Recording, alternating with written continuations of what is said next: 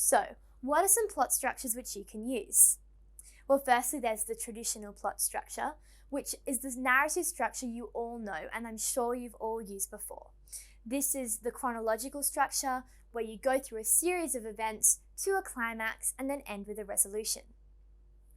You can also use the technique of the hook and flashback. Now, this is a technique which is a little bit different and which could be really interesting for you to use. You can start with a hook, such as, for example, starting part way through some dialogue or a hectic action scene, and you then flash back to explain how this all started. How did it all begin? This is what your story then goes on to explain. At the end of the story, you jump back to the climax and end on that. So again, you've got that cyclical idea, but something a little bit different, which might grab the marker's attention without being too complicated. The cyclical story is where the first paragraph or line is a little obscure and symbolic, so it could be an image which you might not completely reveal or explain to the reader. However, the true meaning of that will become clear when the end paragraph and line is the same as the first, and the reader uses what you've told them through your beautiful story to really understand the complete meaning of something which was perhaps only a simple image to open your story at the beginning. What should you write about? Now, this is obviously a very important question. You've got the structures in place, you understand how to use the language techniques, but the most important element of your story is to create a basis, an idea, which you can then use to actually construct your story. So the best thing to do, in my opinion, is to use things which you've experienced personally, because this gives you a backbone for your basic plot and also provides you with authenticity through little details like characters and setting.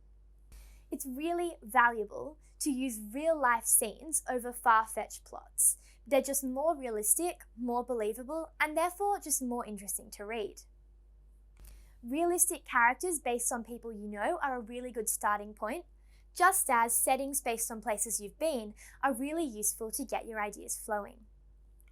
Familiarity leads to authenticity, and that's almost the golden rule in creative writing. If you remember that and you write about what you know and what you understand, you're going to create an excellent story which is really based on fact rather than inaccuracies and things that you've just made up on the spot in an exam.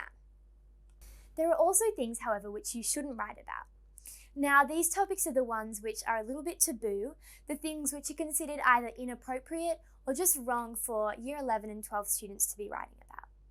So you want to be avoiding topics like drugs, alcohol, and gambling, anorexia and bulimia and eating disorders like that, sex or sexual orientation, emo topics, crushes, marriage and love, places like courts and hospitals where you haven't necessarily been yourself, big action scenes such as war, murders and terrorism, elderly people, dream stories where your character wakes up and it was all a dream, and stories about ethnicities which are not your own.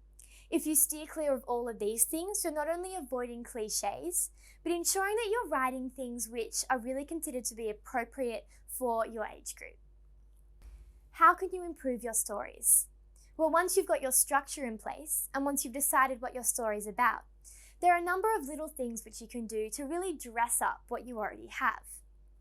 Firstly, as we've discussed, use authenticity to your advantage. Interview your family, look at family photos, and think about memories which you have, and then use this to your advantage. Draw on emotions which you yourself have experienced. This is going to add an emotional maturity to your work, which you won't necessarily have if you're writing about something completely unknown to you. Think about interesting character names. Now, a really good technique to use is the idea of symbolism. For example, if you're writing about a boy who's harsh and prickly and strong, you could call him Thorn. If you're writing about a beautiful, delicate young girl, you could call her Lily. You can also use things like foreign languages to your advantage. For example, the character Malcolm, you can shorten his name to Mal to express the fact that Mal is Latin for bad and he's perhaps a bit of a bad character. These are all little interesting things which you can use to dress up your story. You can use language to express age, expression, accents, and social status of your characters. So play around with the language you're using.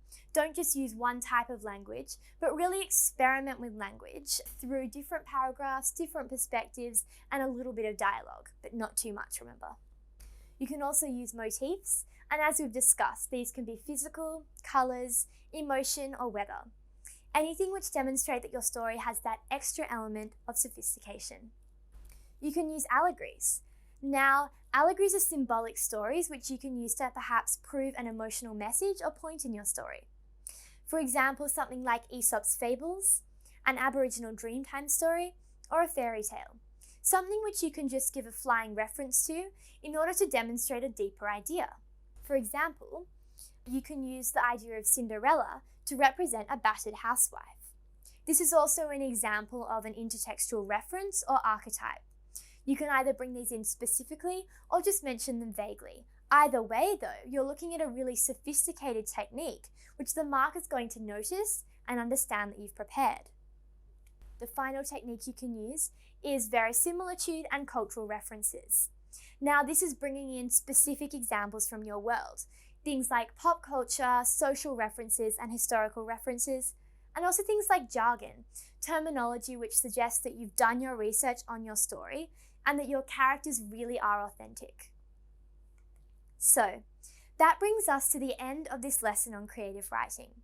In later videos, we'll go on to look at creative writing in more detail. However, this video has given you the basis of plot, characters, and language techniques and structure, which you will be able to use to create a sophisticated and descriptive story and please the markers in your English Paper 1 exam.